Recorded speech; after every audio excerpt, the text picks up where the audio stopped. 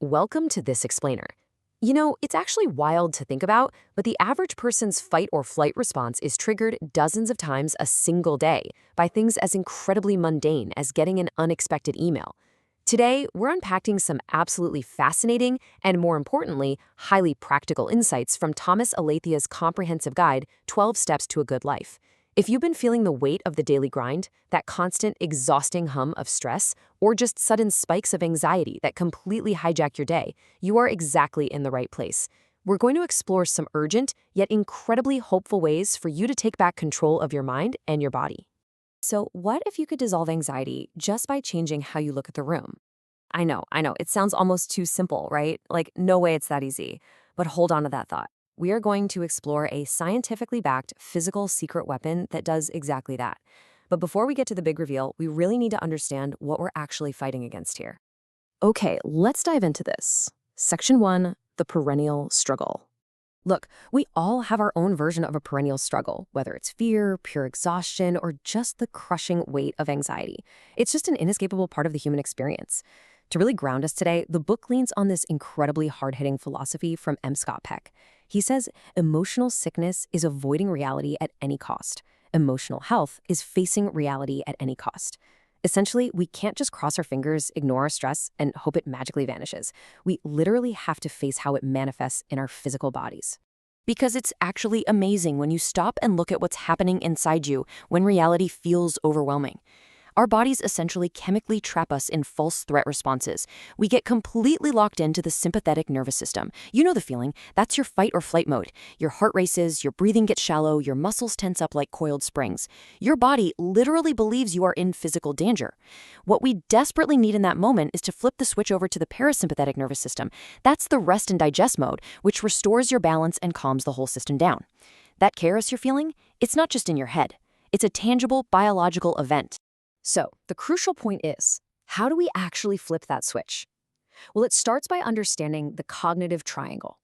This is an interdependent cycle where your thoughts, your feelings, and your actions are constantly influencing and reinforcing each other.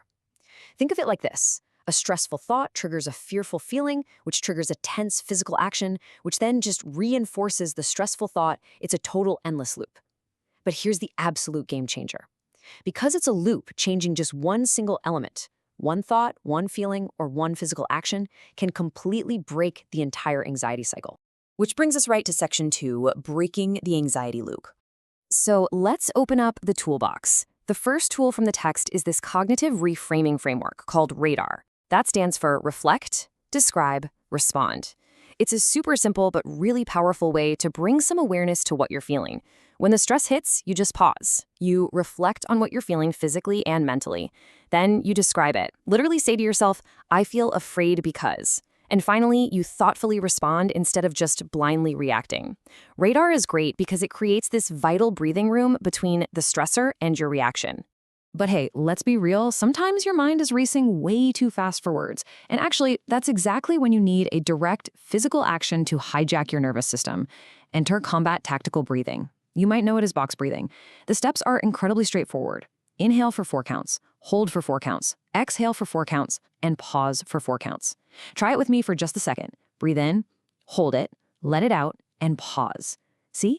By forcing that rhythm, you're literally overriding your biology. You are actively forcing the parasympathetic nervous system to engage and shutting off that false fire alarm in your brain. Now, what's really interesting about this next part? Section 3, Hakala, the vision technique. This right here is the absolute centerpiece of the explainer.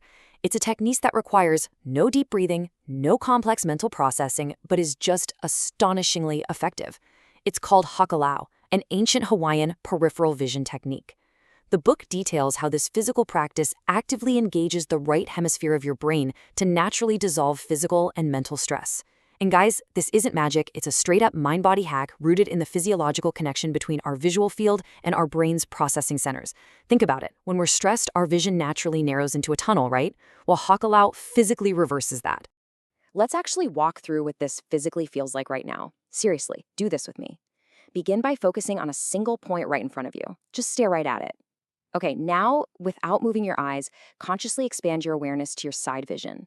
Notice the walls, the space, your entire periphery. As you do this, you might actually notice those tiny tongue movements in your mouth. The ones that happen when you're silently thinking to yourself. They just completely stop. Your mind quiets down. By widening your vision and engaging that right hemisphere, you are naturally, physically dissolving your stress in real time. It's amazing. And this brilliantly illustrates the massive difference between just ignoring a problem and actually solving it. Thought suppression, that is super unhealthy. That's just ignoring the problem, numbing out with distractions, mindlessly scrolling on your phone, and pretending the anxiety isn't there. But Hakalau is what we call thought stopping. It's a healthy, active interruption. You are actively shifting your brain's focus from a narrow, panicked state into a wide, open, and calm reality. Moving right along to section 4, everyday mindfulness. So, how do we seamlessly integrate all these hacks into our chaotic daily lives without, adding even more stress to our to-do list? The book is crystal clear here. We don't need hours of meditation on a mountaintop. I mean, who has the time for that anyway? What we actually need are sensory landmarks sprinkled throughout our day. These landmarks, maybe it's a quick moment of gratitude, a few conscious breaths, really actively listening to a sound, a morning stretch, just a few seconds of hakalau, or even just being fully present while washing the dishes. These actions literally snap us out of our brain's anxious default mode network. They pull us right back into the present moment. I want to conclude with this incredibly profound final thought from the book. Despite all the struggles, the anxiety, and just the relentless, exhausting pace of the world, the author insists on this fundamental truth. You are loved and all is well. So the next time the world starts spinning a little too fast, are you going to let the false alarms of your nervous system dictate your reality? Or will you simply widen your gaze and take your mind back? The choice is, quite literally, right in front of your eyes.